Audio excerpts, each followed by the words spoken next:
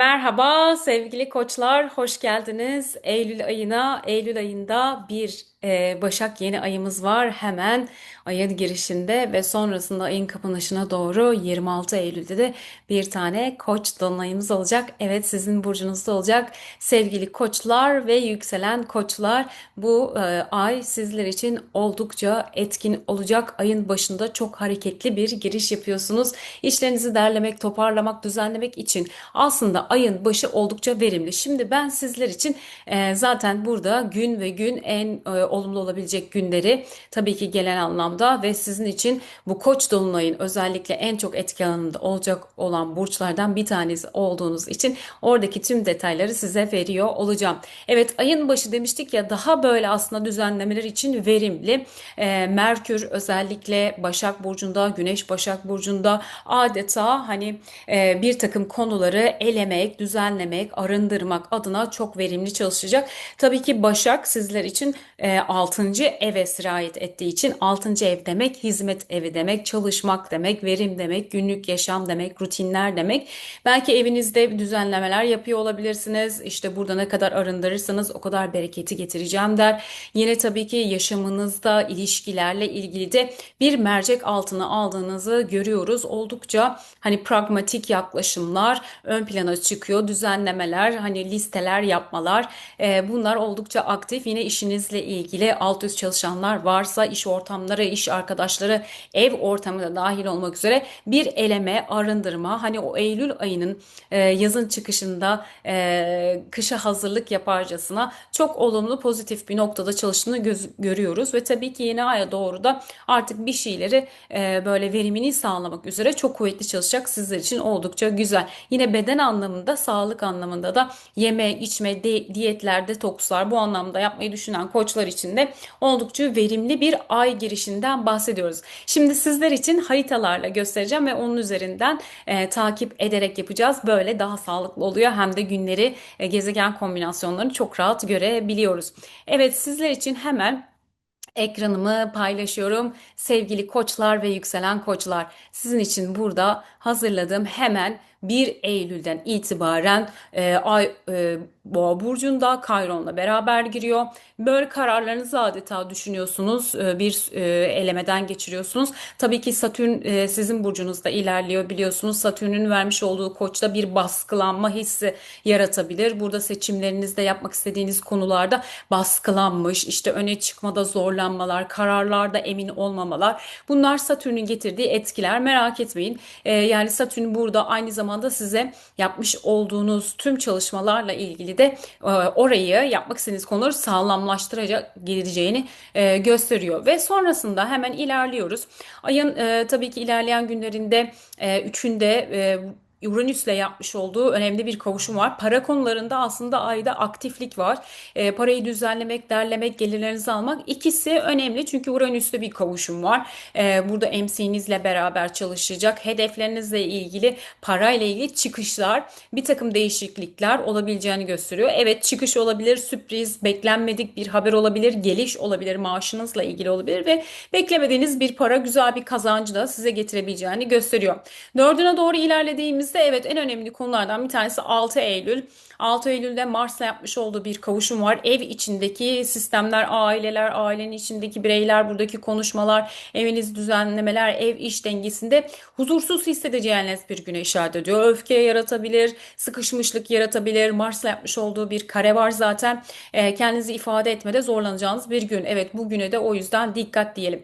Ve tabii ki 8 Eylül olumlu güzel günlerimizden. Ayımız çok güzel bir şekilde Jüpiter'le kavuşuyor. Sizin 5. ev. İşte aşk meseleleri, çocuklar, sevdiklerinizle olmalar, hobiler, aktiviteler burada yapabilirsiniz. Güzel, olumlu. Para ve yatırım konularında da eğer bir takım beklentiler varsa geçmişten size getireceğiniz paraları da ifade eder bir noktada. Tabii ki risk oyunları, spekülatif konular, dikkatli olmak gerekiyor. Fakat buradaki olumlu kavuşum size güzel etkiler getireceğini gösteren güzel bir gün. Ve 10'una geldik. Evet, 10 Eylül önemli bir gün çünkü Venüs'ümüz artık Akrep Burcu'na yerleşiyor olacak. 7. evinizde, ne kadar güzel. Fakat Venüs Akrep Burcu'nda biraz daha aslında ilişkilerde daha derin düşünceler, ilişkilere daha böyle sıkı sıkıya tutunmalar, ilişkilerde o geçmiş hesaplaşmaları, yaraları ortaya çıkartan bir yere geçecek. Biliyorsunuz Venüs Akrep'te sevdiğine çok tutulur. Sevgi konuları, aşk konuları, yazdan kalma aşklar mı diyelim artık. Burada bir aktifleşme süreci var. Ama tabii ki bu Venüs biraz Kayron'la karşıtlık yaparak geçiyor. Hemen burada görebileceğiniz gibi. Ve bu karşıtlıkta tabii ki bu bazı konularda yaralı hassas olduğunuzu gösteriyor. İş eşiniz olabilir, iş arkadaşlarınız olabilir. Yine tabii ki çevrede sevdiğiniz kişiler, sevgiliniz, partneriniz bunlarla ilgili aslında kararlarınızda bir takım karşı tarafla anlaşılmamalar, buradaki hassasiyetleriniz bunların ön plana çıkacağı günler. Tabii ki burada Venüs'ümüz aslında çok da böyle minnoş minnoş bir halde değil. Biraz o Venüs'ün vermiş olduğu o güçlü duyguları ön plana koyma, kontrol altına alma yetisi çok yüksek. O yüzden burada aslında karşı tarafla ilgili kendi hassasiyetlerinizi yansıtırken nacizane bu kadar hani belki hesaplaşmacı, belki hani çetere tutarcı gibi demek istemiyorum ama hani bu konularda biraz böyle aslında dikkat etmekte fayda var. Çünkü burası Kayron'la gelecek. Hani burada yapacağınız kar, zarar, hasar çalışmaları önemli olacak. Tabii ki şifalı bir yerde hareket ediyor. Evet, artık 11 Eylül'e geliyoruz. 11 Eylül'de Başak Burcu'nda tam 6. evinizde görüyorsunuz. Burada Venüs ve Merkür'ün önce başı çektiği gezegen kombinasyonları içinde. Yani bu Başak yeni ayı sizler için arınma, pratik düzenlemeler demiştik ya. Aslında burada ilişkilerle ilgili bir düzenlemeden de bahsediyor. Çünkü buradaki konuşmalarınız belki geçmişteki ilişkilerinizle ilgili bir bazı kararları ön plana getirebilir. Ama zorlanma var. Çünkü burada hani acaba bunu ortaya koysam mı, koymasam mı, bu yapıyı ne noktada verimli hale getirebilirim diyen bir noktada çalışacak. Ve Venüs de tabii ki Plüton'la kare yapıyor. Yani burada bir sıkışmışlık var. Özellikle iş arkadaş çevresi olabilir, yine sevdiğiniz kişiler olabilir. Burada yapmış olduğunuz hayatınıza sirayet eden noktalarda tabii ki burada arındırma, sadeleşme çağrısı yapıyor. Evet, derin sevgiler, derin bağlı olduğunuz kişiler, derin duygusal olarak bağ hissettiğiniz kişilerle ilgili sadeleşme çağrısı yapıyor. Gereksiz olanı bırakma çağrısı yapıyor. Tabii ki kolay olmayacak çünkü Plüton burada karşıtlık yaparak geçiyor. Özellikle Plüton'un Kova burcundaki hareketi uzun yıllar devam edecek biliyorsunuz. Yine parasal konulara da bir vurgusu var.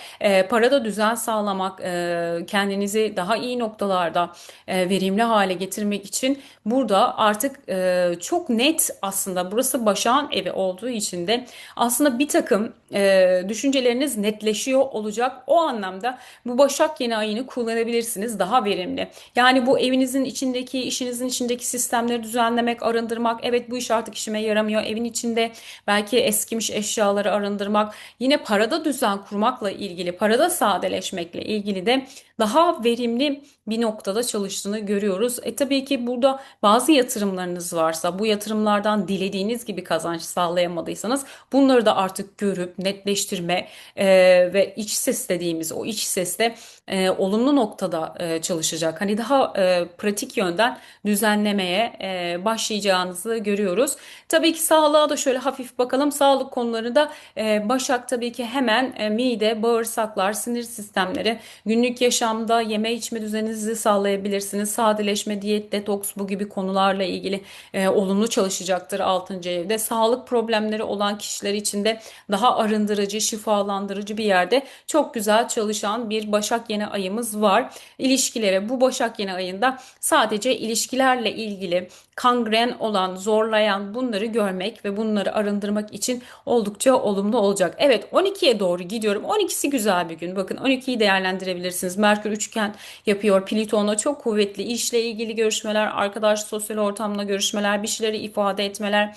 Yine Ay terazide ve Merkürle olumlu bir şekilde ilerleyecek. Bir konuda girişim mi yapmak istiyorsanız bu günleri kullanabilirsiniz. Başak yeni ayı hemen sonrasında 12 Eylül'ü lütfen kullanabilirsiniz. Girişim için uygun günler içinde olacağız. Evet, görüyorsunuz yine Venüs'le çok güzel bir kavuşum içinde olacak 14'ünde. Konuşulmadık konular, yan yana gelmeler, duygusal olarak derin ifadeler söz konusu. Ve 14'e geldiğimizde Lilith'te Artık Lilith de 14'ünden itibaren Oğlak Burcu'na geçiyor. Oğlak Burcu'nda görev birinci. Lilith işte burada yaptığınız işlerin karşılık bulmaması, gerek ilişkiler gerek işle ilgili konularda burada bir vurgusu olacak Oğlak Burcu'nda. İçsel olarak motivasyonu yüksek olacak. Çünkü Merkür'ün olumlu açıları içinde olacağız. Terazi Uranüs'le üçgen yapıyor. Orijinal fikirler ortaya çıkartmalar. Yine 14'ü 15'i 16'sı olumlu günler. Bu günleri kullanabilirsiniz. Yine Aile Venüs'ün demiştik kavuşumu ilişkilerle ilgili de oldukça güzel. Ta ki 18'ine kadar sevgili koçlar, 18'inden sonra işler biraz zorlanmaya başlıyor. Yine tabii ki bakın Yay burcuna geçti Ay. Yöneticisi Jüpiter. Duygular, coşkular çok ön plana çıkıyor. Fakat Merkür gördüğünüz gibi Terazi burcunda ve Satürn'e bir karşıtlık yapmaya başlayacak. Bu anlamda belki düşüncelerinizi dilediğiniz gibi karşı tarafa aktaramamalar. Yani 18'inden sonra ilişkiler, iş anlaşmaları, işlerin blokajlanması, aksaması, yine bir şey bekliyorsunuzdur, kağıt, evrak. Onlarla ilgili gecikmeler olabileceğini gösteren günlere doğru geçiyoruz. Tabii ki artık yavaş yavaş da Güneş Başak Burcu'ndan çıkmaya başlayacak. Yani ayın ikinci yarısına teraziye doğru ilerleyecek. Evet tabii ki 23'ünden sonra hemen bakın terazi burcuna geçti. Terazi burcuna geçmesiyle terazinin etkileri, ikili ilişkiler daha ön plana gelmeye başlayacak. Sizler için yine çalışma iş ortamlarındaki duygusal konular etkin olacak.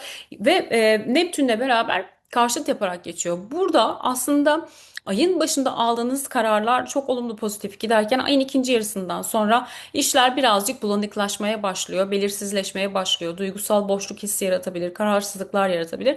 Ayın ikinci yarısı o anlamda çok verimli değil aslında. Ve 24'üne doğru ilerlediğimizde evet 22'si de olumlu günlerimizden demişiz. Merkür Jüpiter'le seksil yapacak 22'sinden sonra aslında eğitim için düşünüyorsanız bu günleri kullanabilirsiniz. İşte eğitim, çalışmalar, seminerler, işinizi geliştirmek için bir programa yazılıyorsunuzdur.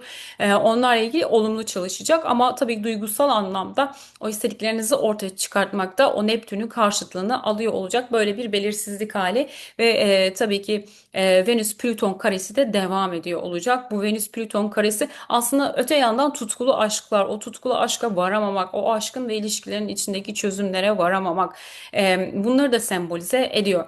Ve 26'sına geldik. Sevgili koçlar ve yükselen koçlar, Koç burcu dolunayı gerçekleşiyor. Türkiye saatiyle tam 18.48'de gerçekleşecekmiş. 3 derece 36 saniye Ay Koç burcunda. Evet siz zaten artık hissetmeye başlamıştınız. 22'sinden sonra 24-25 oralarda böyle bir enerji yükselmeye başlayacak. Zorlanmalar başlayacak.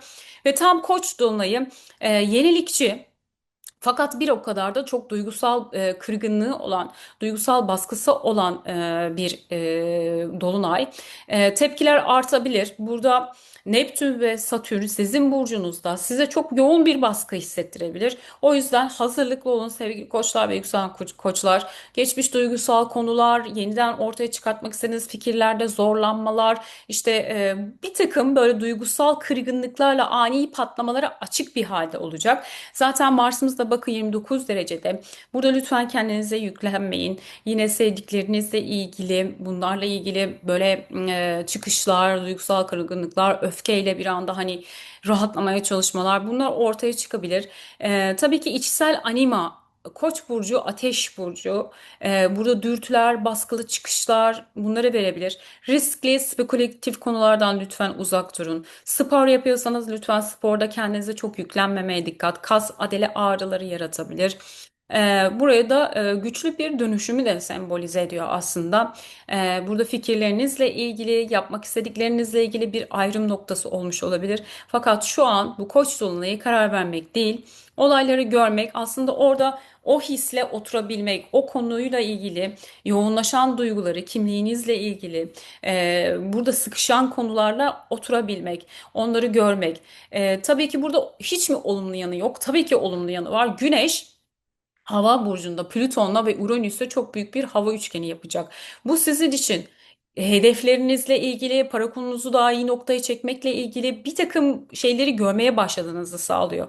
Ama öte yandan tabii ki bunları ortaya koymakta, Koç'un verdiği o dürtüsel etkilere, hani bardağın boş tarafından bakma yönlerine dikkat etmek gerekiyor. Çünkü burada bu enerji hemen diğer tarafa çekebilir. Bu ilişkilerle ilgili de tabii ki etkin olacak. Çünkü burada tabii ki bu kare etkisi devam ediyor Plüton'la. Yani çok güçlü, çok tutkulu. Öte yandan içsel dürtüler ve baskıların aktif olacağı bir konu. Evet, şimdi biraz da sağlığa bakalım. Sağlıkta lütfen otokontrole dikkat, güçlü dürtülere dikkat. Yine ilişkilerde yaralar, işte hassasiyetler, buradaki psikolojik olarak çıkışlar ve baskılar yaratabilir. Kendinizi lütfen bu alanda desteklemeyi unutmayın. Yine medikal etkiler, baş, dizler, çizgili kaslar, buralara dikkat. Ve tabii ki burada yoğun olarak baş bölgesi, baş ağrıları, migren atakları yapabilirim der. Bu anlamda bedeninizde burada dikkat etmekte fayda var. İşte bu ameliyatlar, bir takım operasyonel durumlar olacaksa da tabii ki dolunay doktor kontrolünde olması çok önemli. Fakat doğum haritaları çok farklı çalışıyor. Bunları biz genel olarak yorumluyoruz. Genel anlamda yeni ay ve dolunaylar zamanları aslında operasyonlar için tercih ettiğimiz zamanlar değillerdir. Nacizane buradan kısaca geçelim. Eğer böyle bir durum varsa da bana yazarsanız mailime, o şekilde de bakabiliriz. Evet. Ve 28'ine geldik. 28'de önemli günlerimizden Mars artık Aslan Burcu'na geçiyor. Siz de Ateş Elementlisiniz ve Mars Aslan Burcu'nda aslında en çok cesur çıkışları yaptığı, iddialı çıkışları yaptığı bir yerde. Plüton'la karşıtlık yaparak geçecek. Ayın sonu demiştik ya, böyle bir şeyler sıkışıyor ve biraz böyle öfke, bunaltılar, bunlar içinde hareket ediyor. Ay Boğa burcunda Kayron'la ayın başındaki problematik durumlara biraz daha aslında duygusal kırgınlıklara doğru gidiyor. Bir çıkış hali yakalamaya çalışıyor. Burada sizin için yatırım kaynaklarınız, çocuklarınız, hobileriniz, aşk, sevgi, flört. Tabii ki Mars beşinci evi sever. Fakat burada Plüton'la karşıtlık yaparak geçecek. Ay kapanışına doğru kapışmalara dikkat. İnsanlarla yan yana gelip yüksek oktavlı çıkışlar verebilir. Çok fazla özgüven verebilir. Bu özgüvenle aslında dilemediğiniz yerlerde dilemediğiniz çıkışlara sebebiyet verebilir. Yine spekülatif konular dediğimiz riskli konular, parayla ilgili konular burada çok cesur olacak. O yüzden bu cesareti aslında dengeli kullanmakta fayda var. Tabii ki haritalarınız farklı. Yani burada haritada herhangi bir yerde olumlu çalışan bir gezegen olabilir, bunu bilemiyorum. Ama tabii ki burada olumsuz çalışabilecek gezegenler açısından da açılabilir. Şu anda Plüton'la karşıtlık yaptığını biliyoruz ve Plüton karşıtlığı genelde olumlu çalışan bir açımız değildir. O anlamda her yapılan cesurca çıkış aslında karşısında bir kayaya çarpma, hani baltayı taşa vurma diye tabir edebileceğimiz bir etki içinde olacak. Tabii ki bu hava üçgeni aslında pratik yönden her şeyi gördüğünüzü sağlıyor. Ama öte yandan bu hızlı çıkışlar için de çok çok uygun bir dönem değil. O yüzden sevgili koçlar ve yükselen koçlar, bu ay aslında gördüğünüz gibi ayın başı daha verimli, güzel günleri saydım sizler için. İşte 14'ü, 15'i, 16'sı iş ve girişimler için çok faydalı. Yine 22'sinde o Merkür ve Jüpiter'in güzel üçgeni, eğitimler, geliştirmek istediğiniz konular, seyahatler, bunları düzenlemeler için bu günler aslında ayın başı daha verimli arındırmalar, sadeleşmeler, daha net kararlı fikirler için daha olumlu olacak. Güzel bir ay diliyorum. Beni izlediğiniz için çok çok teşekkürler. Aşağıya da küçük bir yorum bırakırsanız, sevdiklerinizle de paylaşırsanız benden de mutlusu yok. Görüşmek üzere, sevgi ve saygılarımla.